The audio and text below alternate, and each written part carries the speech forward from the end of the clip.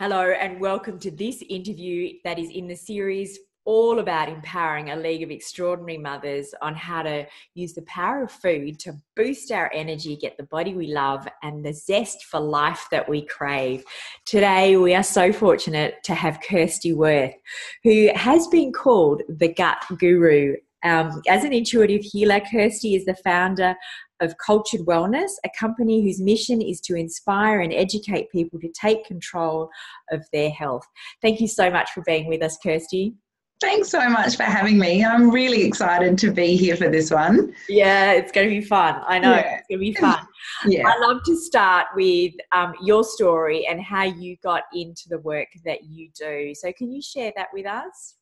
Yeah, look, it's I suppose I'm like everyone that, ends up in this area of health and wellness because I've had my own journey of having to deal with my health crisis and also my child and my son Noah having lots of issues and through all of that, discovering what's going on with our health and with, obviously the gut being my main area of focus. So when I was pregnant with my son Noah, I had pretty extreme diarrhea and some pretty horrendous symptoms, gut symptoms, but also some real mental health issues and also lots of pain.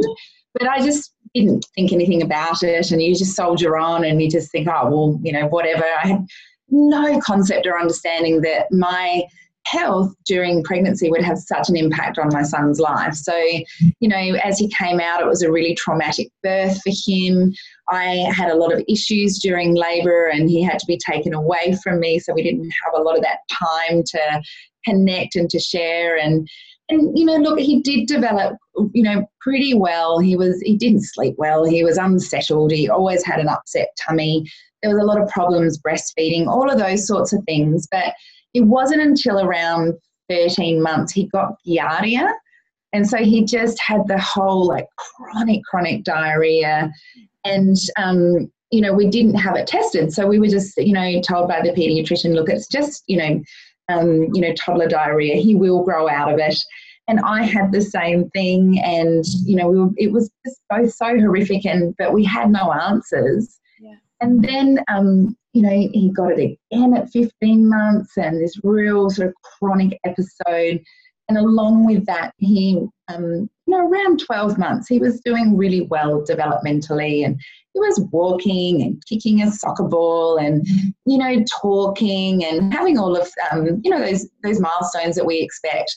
But by about 15 months, a lot of those milestones had stopped and he started sort of regressing, and we started seeing changes in him that, obviously as parents, it's quite alarming. So, we kept trying to work out what was going on for him and supporting him. And then at 3.5, Noah was diagnosed with autism. And the picture for his autism diagnosis was really, really confronting for us. So it was certainly around that. He probably won't be very verbal. He certainly won't be, functional with his language. He probably won't go to, a typical school. He won't reach life's milestones. He'll probably live with you for the rest of your life. And this is what's going to happen for you guys. So you've got to be ready for that and front up to it. And, we sort of went home and started that grieving process of, oh my gosh, what's happening here? What's going on? And then, my husband just, he's an emergency nurse, and he's just started questioning, look, if you guys were in hospital, we'd have you in the gastro clinic, and, he would take our pulse and do all these sorts of things. And you're like, I'd be calling codes on you right now. Like your blood pressure is so low, your oxygen saturation is so low. Everything is not fine. Bloods are coming back, they're not fine, but no one can sort of piece those things together. And then, eventually we just sort of took matters into our own hands and started investigating what is going on with our gut health and why is this happening. And through a series of really specific tests and trying to find the right person to support us, we found that we both had Clostridium difficile, we both had a lot of small intestinal bacterial overgrowths and infections, and we were able to kind of break that down and understand that and how is that affecting us if we've got those things going on. And yeah, moving forward, when Noah was 5, we went to Canada and we were part of a research study over in Canada where myself, my daughter and Noah all had fecal microbial transplants. You know, cut things open. It's not that dramatic. It's, you know, we had someone else's microbial community popped into us, and we started to grow our own new microbial community. So I always joke we have Canadian guts, which is pretty funny. And then we subsequently had more when we got back to Australia. We had Australian donors. So we have a mixture of North American and Australian guts. And look, it was just like life-changing. Yeah. Like for me, like my pain went away. I suddenly had a different like mental state. Like it was just so stark from one day to the next. And, you know, I had formed stools and I didn't have the gas and the bloating and the distension. And I could just cognitively, I could actually function. I could listen. I could process thoughts. I had energy. Like I actually could stay awake without having sleeps during the day. And, you know, and Noah just, you know, he was just a different child. He started literally speaking the next day after his FMT, and you know, they started out with a few functional words, like he'd point and say there's a train. I'm like, I didn't even know you knew the word train. So it was all in there. Wow. But he couldn't get it out. And so, you know, slowly but surely, as he was able to absorb nutrients and he was able to digest his food and his gut started to work. It takes a long time after an FMT for things to really embed and start working. Yeah, we just started to see him improve and grow and develop and, you know, get a sense of humour and sleep and have energy and have fun with this little boy, as opposed to just, you know, clinging on for dear life and hoping that, you know, our whole world is not going to fall apart. And yeah, and so now, you know, fast forward sort of 5 years and he's just doing so well. I mean, he really didn't develop for 5 years. So we're piecing all those bits of the puzzle back together again and really supporting him, and especially cognitively for his brain to keep developing. And but, you know, he's in a mainstream school and he's got little buddies and he goes out rock climbing with us and camping and surfing, and you know, he just continues to do better. And the same for me. Like I just feel like every sort of 6 months another great hurdle happens and I improve. And so through all of that, I just can't seem to keep quiet about gut health, really, because I'm pretty, like, you can't go through a journey like that and go, oh, yeah. And when you see so many other people around you really not thriving and you're just like, oh, if only you knew it was your gut. Yeah. It's, you know, and what are you feeding your body, and what are you, you know, how are you living your lifestyle to nourish those gut microbes? So, yeah, it's you know, it's become this great passion and a big journey out of, and also honouring Noah. He's been through the most traumatic experience that anyone, you don't want anyone to go through it. And I feel like to honour him and what we've learned, it's very important to share so other children can benefit from his experience, and other, you know, adults, everyone. So yeah, it's been a pretty big adventure. I don't imagine when you started the adventure you thought that the magic pill was going to be poo. No. And you know what, just to gross people out even more, we had to have it from the top down. Oh, yeah, good. Yeah, we had it from every angle you can imagine. So, and you know, and obviously we won't go into that today, but that's very important that, you know, there's a lot of new science out there and it's important to understand all these sorts of things. But yeah, we... Oh, it was crazy. I just think it's absolutely and utterly fantastic. I just think it's so fantastic. It you know, there's going to be so many people listening to this that have no concept of or have never heard of fecal transplants and that it's even a thing, let alone that there is so much hope available to people to turn this picture of ill health around. Yeah. I mean, the rates of autism now, I mean, I've lost track. I haven't read the current statistics, but they're pretty alarming. It's about 1 in 50 at the moment, and it just it's scary. It's really scary, and And, not everyone needs to have an FMT. And, we had a really specific infection, the Clostridium difficile, and we know that the FMT is so powerful for that specific Clostridium difficile. But we know now that there are so many awesome, easy, everyday life changes that you can make to completely turn your life around without having to sort of go to that extreme. It was just for our family, we had to. But yeah, what I've learned out of all of that is that most people don't have to embark on such a big journey to change their gut. And there's a few sighs of relief going on around the globe. It's like, I know. Thank goodness I don't have to go down that track. Even when I was looking at, you can only imagine, like, really, is this our choice to go to the other side of the world where it's minus 25 degrees, it was freezing, and go into this lab and be involved? Is this it? And I remember telling my grandfather, who at the time would have been about 95, 96, and I was like, so Papa, and he's like, oh, for goodness sakes, that's what they do with the cows when they're born. And they're like, well, then the elephants do that too. This is no big deal. Get over there and get on with it. Yeah. And that, that was so settling for me, because he was like, well, the farmers, if the cows are sick when they're born, or the calves are sick, it's the first thing they do. The farmers do it. So let's not make such a big deal out of it. So that was so comforting for me that he was able to. a little bit of wisdom. We like that. Yeah. I needed it at the time. I sure did. Yeah, absolutely. All right. So let's take it back to the start. Why do we need to give so much focus to the gut? And, keeping in mind that you were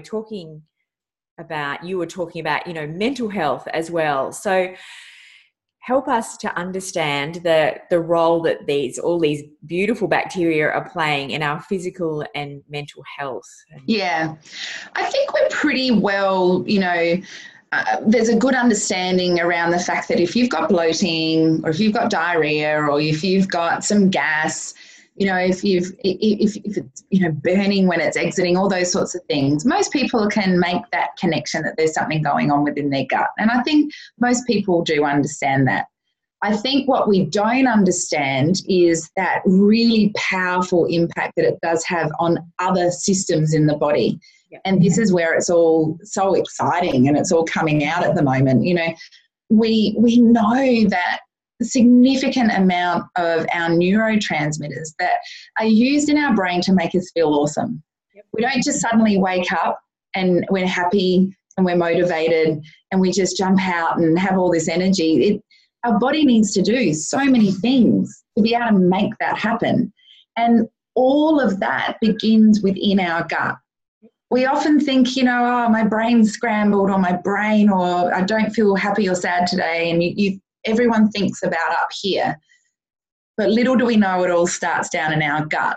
And so if you're just not rocking your day, or not feeling like you've got a buoyant mood, the first place that you need to look is at your gut. But this is really new. But if you think about it, we talk about butterflies in our stomach when we go out on stage to perform or something. We have known this for so long, but we just haven't drawn this connection to these significant mental health conditions that we're seeing now. So it's really important to step out beyond, I've got diarrhea, it must be my gut. I've got other conditions or feelings or things that I'm, struggling with. Let's have a look at the gut. Yeah. The gut also helps us so significantly with our immune response. And so if we don't have that beautiful microbial community, which is just your little bugs in your gut that produce all of our immune cells that help us fight and stay robust, if that's not thriving, we just catch everything and we can't fight it off. And what I see with a lot of my clients is they catch it and then it just beds down in the body. Yeah. And it's just this low-grade undercurrent, infection that they've got. So it never really flares to be, in bed for 5 days horrible, but it's there. And so they're just always feeling flat and fatigued and can't sleep, or brain fog or can't think right, you know, those kinds of really sort of low grade stuff, which is what we see a lot now, as opposed to that sort of big extreme of not feeling great or, the opposite of just feeling great. So our immune system is all happening in our gut. And so, you know, if you're constantly catching things, got to look at your gut. And even things like your skin. You know, if you're breaking out all around here, you know, your gut's not absorbing your hormones and not helping to pass that through in your stool and out of your body. You're recirculating that. Your gut, you know, supports the building of so many mechanisms that help us excrete toxins and absorb toxins. You know, it helps with, huge impact on fertility. I mean, the list goes on of what can happen down there, but the real basics that I really love people to get a really good grasp on is that digestion to assimilate your nutrients, that immune response, which is just vital to keep up with, you know, life, kids, you know, job, this, that, and the other, and your passions and what you're excited about.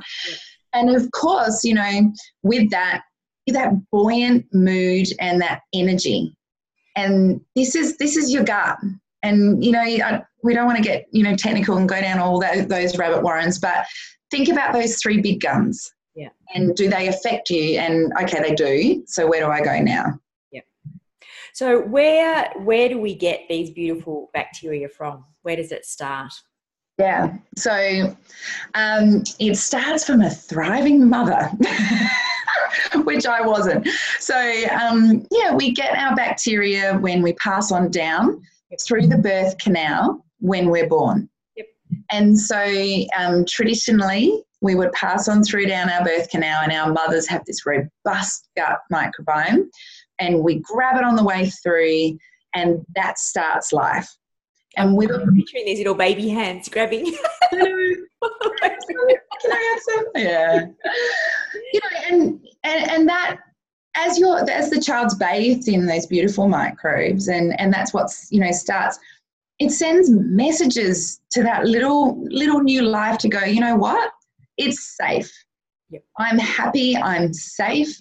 The blood literally, you know, sends messages that we're all cool. We don't need to increase any cortisol. We don't need to be stressed out. No adrenaline needed. We are cool. Now, that's the beautiful picture. And then with those new microbes that are developing in a child, they have the right microbes to digest mum's milk, which is so important. And mum is producing the kind of milk that is going to help that child thrive by, you know, you're a little factory in there. You've got to have all of those mechanisms working correctly. On the flip side, unfortunately, like what happened to my son, I had all these infections. And so when he went on down, he just inherited infections, really no beneficial microbial community. And so when he came out, his body, because of the infections, was just like, this is not safe. This is not a great environment. I'm on high alert because I've got to be fighting this stuff all the time. And so, of course, you come out unsettled, unhappy, no microbes to digest mum's milk, and suddenly you've got breastfeeding problems. Suddenly you're on formula, and there is your start in life. Yeah. So that's kind of how it all starts. And then obviously we have this children that are being born via C-section, and there is no opportunity to grab microbes on the way through. And so they really start by coming into contact with microbes on people's skin that they touch, or in, you know, when they're laid down in the hospital on, you know, the weighing machines, or when, you know, when they're getting measured, and whatever microbes are there is what they lay down for their foundations for life. Yeah. And so, you know, it's big. It's really, really big. And then that's what we develop and start with. And then obviously what we eat and what our first foods are. And if we're playing in the dirt, and if we're exposed to, you know, natural environments versus air conditioning and chlorinated water and all that sort of stuff, you can see how you can divert so rapidly into two very different stories. I think in Australia we have the highest C-section rate in the world, or one of. Yeah, and elective, quite a lot of elective. Yeah. So it starts to paint some of the picture when we look at all the statistics of all these children with these chronic illnesses. That starts to paint the first steps, the beginning picture of why this is happening. Yeah, and you know, and you sort of strip it back and you look at it. Okay, so mum had an autoimmune condition. She had Hashimoto's, and then she gave birth, and then 3 years later, child's been diagnosed with autism or learning, issues or developmental issues. And it doesn't have to be autism. It can be dyslexia. It can be, just sleeping problems. It can be little, but that then compounds over their growth and as they develop into pretty significant mental health issues as they become, teenagers and adults. Yeah. All right. So we've got this picture of possibly a disrupted microbiome. The bacteria that we want there is not there. So what's next? Okay. So what's next is some really great, simple, foundational, little daily things that you can do. So, and that's what I love about this whole gut space, is that it's not expensive, and obviously I'm a big fan of testing, and so that does require finances, but, the real basic stuff, like we can get out in nature. So where do we get our microbes from? Obviously we get them from our mum, but where else are they? How can we top up our tank on a daily basis? And it is all in nature, in the dirt, in the ocean, in the air. And so, I obviously work with a lot of families, and, when children are really struggling and there's a lot going on, I literally okay, mum, take your child out and roll them like a sausage in the dirt. I want to see them covered from head to toe in dirt. So obviously it's dirt out in the national park. It's not, dirt that's been sprayed with glyphosate and all of that kind of stuff. But not on the footy field. No. Not on the footy field, no.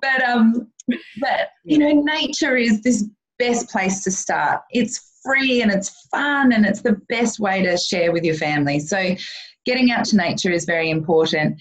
And then ensuring that the food that you're eating is growing and nurturing your beautiful gut microbes.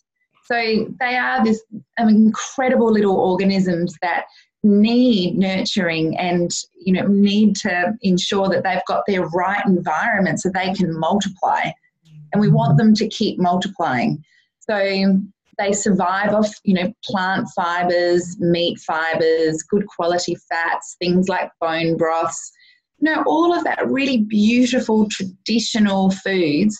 That's what they survive off. They don't grow and multiply on carbohydrates and sugar and processed foods and Coca-Cola and sodas and all that kind of stuff. So every time you eat, you're making a choice to either grow your bugs or to deplete your bugs. Yep. And it's a very simple choice, and it's one that we need to be mindful of every time we're eating, and even every time with what we do in a day.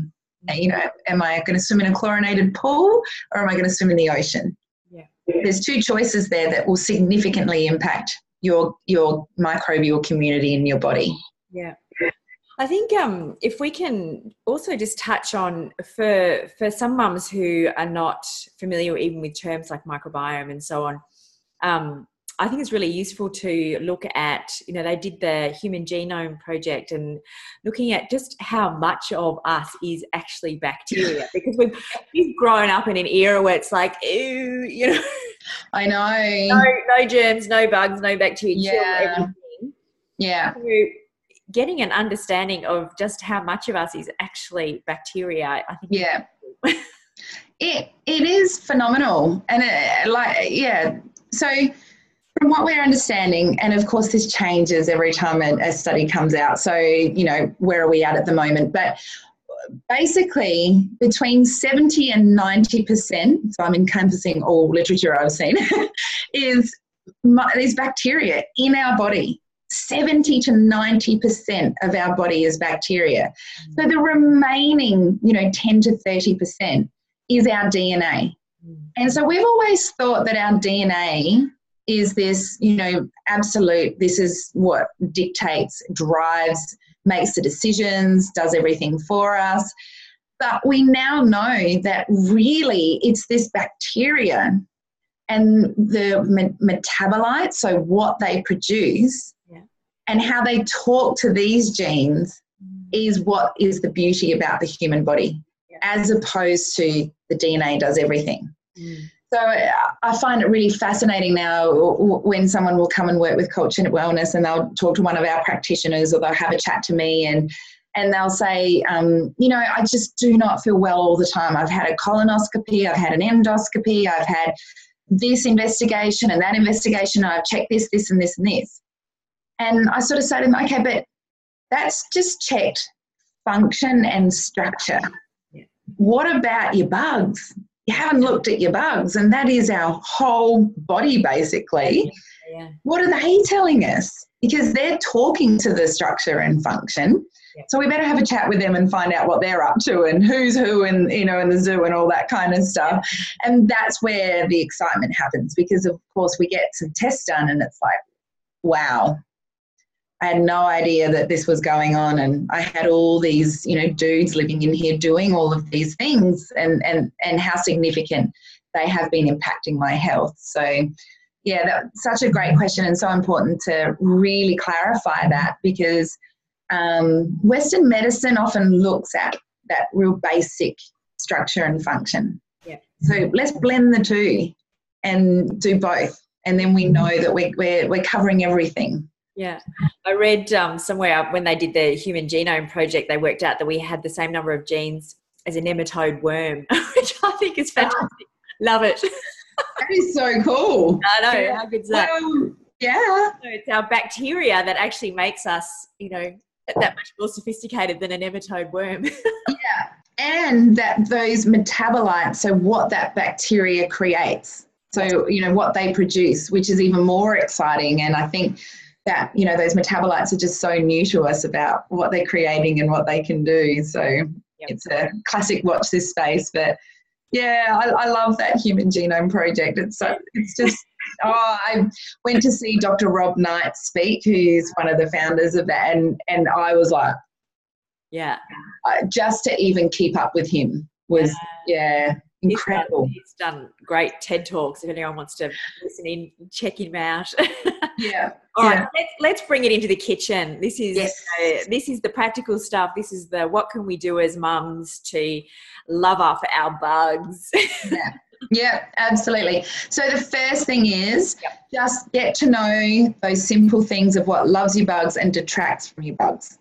And that's pretty simple. So, we're talking about things like sugar and carbohydrates and processed foods. Water is big. Like if you're drinking chlorinated tap water, it's designed to kill off bacteria. That's why they put it in our tap water. And if we're all bacteria, what's it doing to us? So learn what's detracting from your microbiome, and then, obviously embrace what supports it. So our microbiome loves plant food. So we're going to have, a nice, rich, very loud noise, sorry. Wow. That's a fighter jet. Oh, is it? Yeah. Wow. That's the way things roll. Yeah. So we want to make sure that we're nourishing those gut microbes with beautiful plant fibre. And very important that that's vegetables. So fruit is amazing, but, in traditional times, there wasn't this sort of Woolworths plethora of fruit on a platter, and you could just take and take and take all day. Fruit still has sugar in it, and so that's still going to impact your gut, and those microbes. So we want to really focus on vegetables and a diversity of vegetables. So one of my beautiful idols, Dr. Terry Walls, she talks about trying per year to tick off 200 different diverse amounts of vegetables, spices, herbs, and see, can you get 200? That's pretty big, you know. I'm in. I'm going to put a checklist on my wall. I like that. Yeah. When she started saying 200 vegetables, I was like, I don't even know 200 vegetables. And then when she said the herbs and okay, I'm on. I can do that.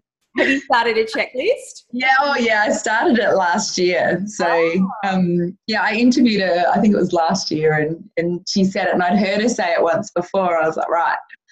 And then it makes it a fun trip to the markets, right? Because you're like, well, what's that? And I need to tick it off on my list, so I better take it home and try it and see if I like it. Love it. So, and, you know, obviously really delving into using those plants and using those vegetables and all the different herbs and spices, and make it fun and creative, and really, you know, get back into the kitchen and spend time in the kitchen and embrace it, as opposed to seeing it as a chore.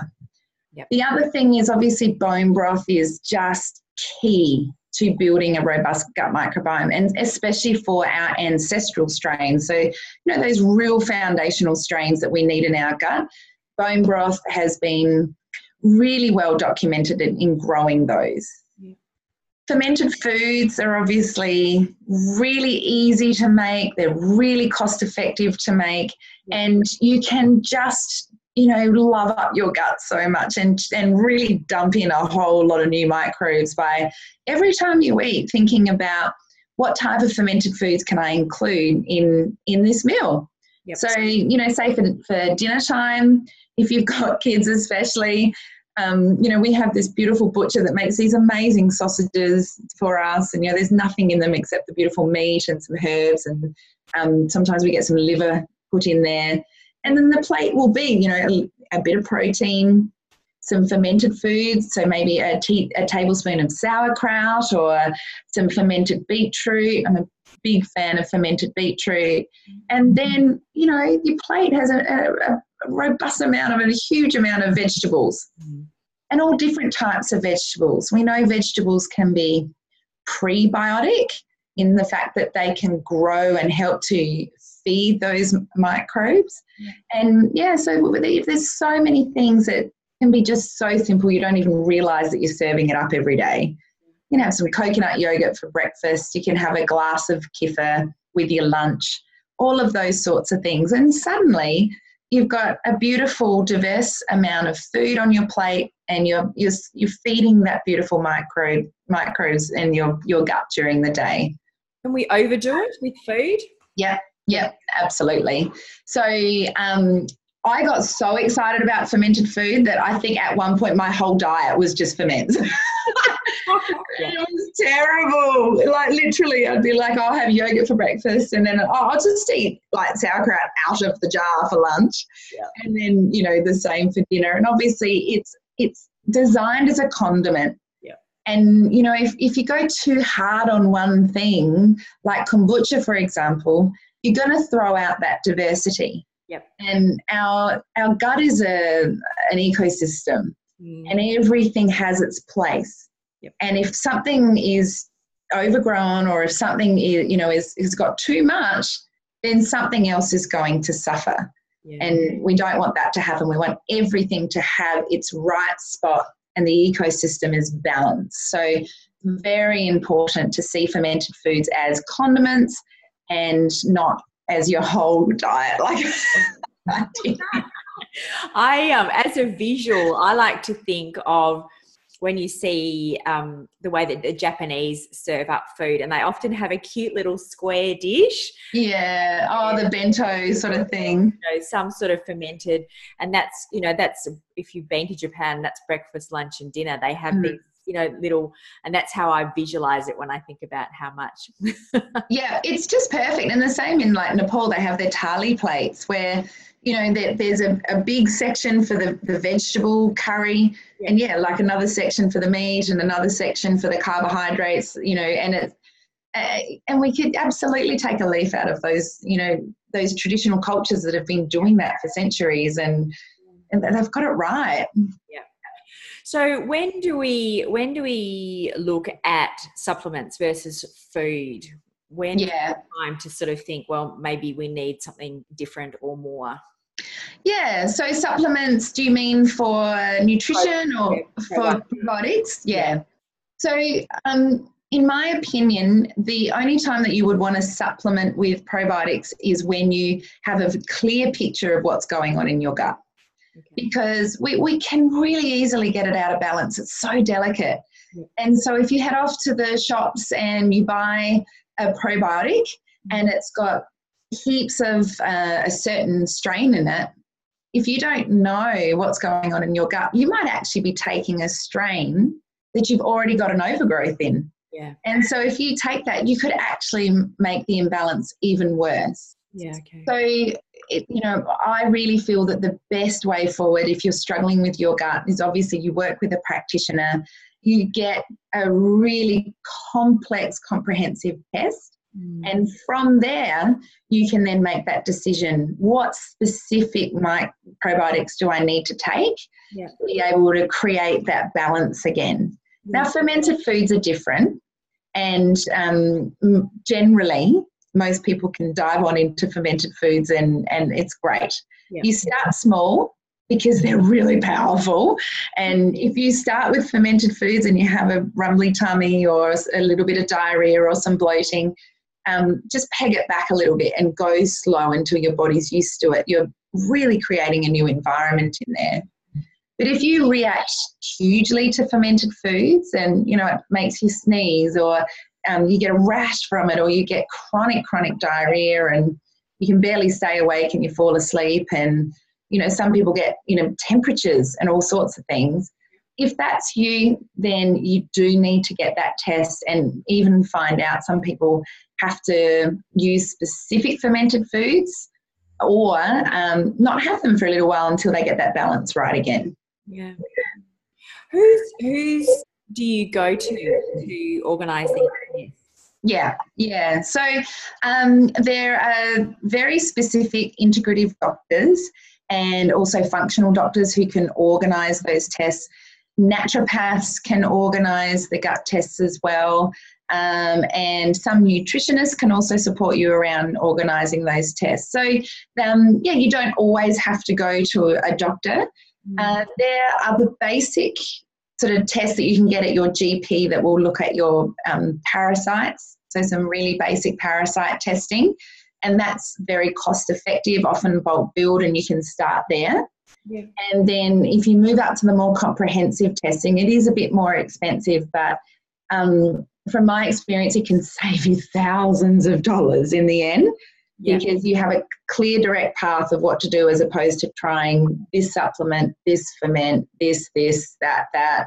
And I spent a fortune before we got some really, really comprehensive tests and found out what was really going on. So, the naturopaths and GPs, integrative GPs and functional doctors will be able to really support you around getting those tests. Yeah, take some of the guesswork out of what's going on. Yeah, you don't have time or money to be doing, to be wasting with that. So test, don't guess.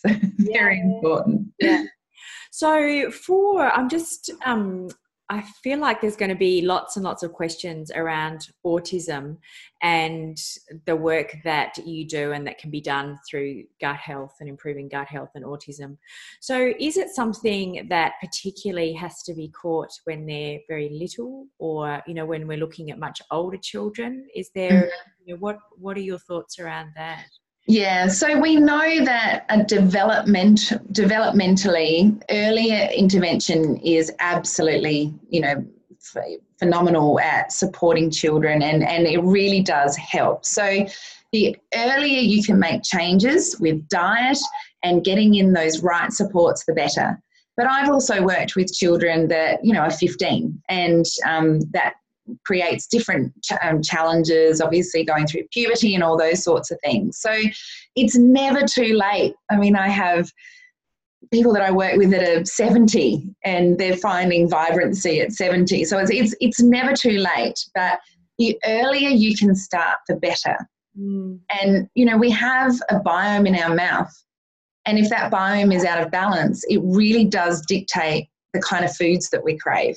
Yeah. So as children grow and develop, if they can have this microbiome in their mouth that loves vegetables and loves, you know, the diversity of the fermented foods and the sour and tart taste, that's going to carry them through for the rest of their lives.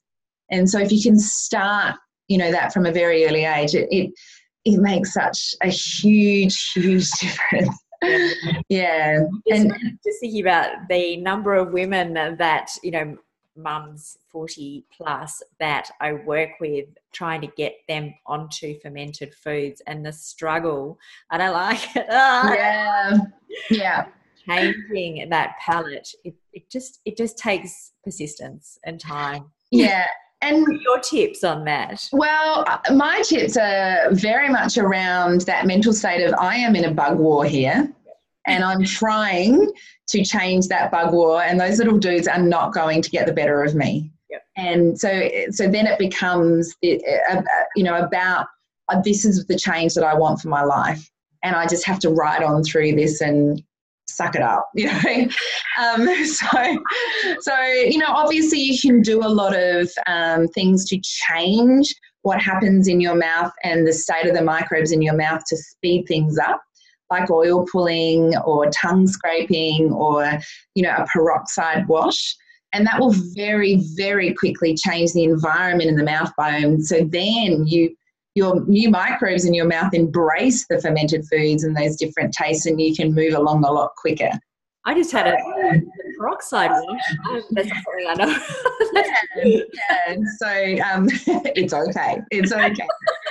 A lot of, you know, integrative holistic dentists use it. It's so it's a great little tip of just getting this tiny little peroxide and obviously a lot of water, and you dip your toothbrush in and get in there. So it's very, very, very effective. Very effective. Yeah. I like it. Yeah. And then it just, you know, once you change that, then you request and you taste food differently, and you have those senses on your tongue and taste buds on your tongue. So, but I always say to people, if they don't like ferments, telling you something about what you need to do. So it's a very good indication that the balance is wrong. Which one do you start with? What's, you know, for first timers, what do you recommend? Yeah. So once again, with the kids, I always start with the yogurt and put their yogurt that they're used to, and put a little bit of, you know, say the Culture Wellness yogurt in there and stir it through, and they don't even taste it, and slowly but surely you change the balance. So then suddenly they're having the completely beautiful, nourishing yogurt. Yeah. And for adults, I start with the kefir first because it's very hydrating. It's good for the liver, and adults have generally had a bit more of a bash with those sorts of things. And they like to put it in smoothies and, you know, hide it in with maybe some spring water or some sparkling water and those sorts of things, just to make it a bit easier. So, yeah. And obviously when the kids are really young, like if you're introducing it as a first food around the first year or into the second year, then the yogurt, because it's got more of those bifidose strains, it's really good for developing a younger microbiome. New bubby tummies. Yeah. Oh, that's beautiful. That's absolutely perfect. I think I've pretty much touched on everything. Is there anything in your heart that you feel like we haven't touched on? I think it's just more for families and whoever's in the kitchen, whether that's mum or dad. It changes in every family these days. You just have to spend time in your kitchen cooking and make that the hub. And if that's not your intention and what you're going to set out to do, it's going to be really difficult, and you're going to find it really hard. You're going to spend a lot of money and you're going to get really overwhelmed. So with your lifestyle choices, that really has to be up there as one of your big foundational choices. And once you're comfy with that, and you know that that's really true to you, everything becomes really easy. But if you fight against, I'm always in the kitchen, I'm always cooking, I feel like I'm a slave to then you'll always be feeling like you're up against it, and you might not get the changes that you want to get using food as medicine. So I just think that's really, I see a lot of mums really giving it a good go, but they still are trying to do 1,001 things, or not allowing time in the kitchen and embracing that as something they do in a day, and they leave it till 10 o'clock at night to, whip a few things up. And yeah, that's a really big thing that I see, that when that mindset shifts, it's a super successful change for families. Yeah. Oh, I can't, I hear about these houses being built in America, and I'm not sure if it's in Australia as well. They're just built with no kitchen now. And it absolutely blows my mind. I cannot imagine, my kitchen, in the living room, the kitchen's right there. It's the center of the house, and everybody eats together. And that's just the core of my joy. That's my happy place. Yeah. And I think let's celebrate that, as opposed to, I'm being constricted and as a mum to just being in the kitchen, and I don't get an opportunity to shine because I'm in the kitchen all the time. And we need to change that around. You really do, because not only do you shine when you're in the kitchen because you're nourishing your body, so you shine, but everyone else around you that you're nourishing then starts to shine. So yeah, absolutely. I know you've got a lovely gift for our audience. Can you just take a minute to tell them what that is? Yeah, so my first book that we wrote, that I wrote, is called The Functional Fermented Nutrition Book, and it's all about starting out with your fermented foods journey. So there's a great section at the front about lots of questions that we get asked all the time. Oh my gosh, how long do I leave it for? What happened? It's doing this, it's doing that. And all of those things that are really scary when you first start fermenting. So there's some great, sort of Q&A at the front there, and some, broth recipes and basic ferment recipes, and even a cheeky cheesecake in there with yogurt as the middle. So yeah, we've got that as a PDF that we'd love to share with everyone, so they can just jump on and have a look at it and start to explore those recipes. That's absolutely perfect. We'll try and avoid some of those exploding jars. You know how many photos I get? I love it. Well, I think it's a rite of passage. You've got to do it once. Yeah, just not with beetroot, which is what I did. White woolen rug, just don't. Oh. Yeah, no, that sounds Instagram worthy, I reckon. Yeah. It so was. Keep it real. That's lovely. Thank you so much for your time today, Kirsty. It's been a fantastic interview, and there's so much gold in there. It's very valuable information. Thank you so much for sharing with us. Oh, thank you so much for having me. I've just had a great time chatting with you. I really appreciate it. Absolute pleasure. All right, that's it for this interview, and we'll see you next time. All right, bye for now.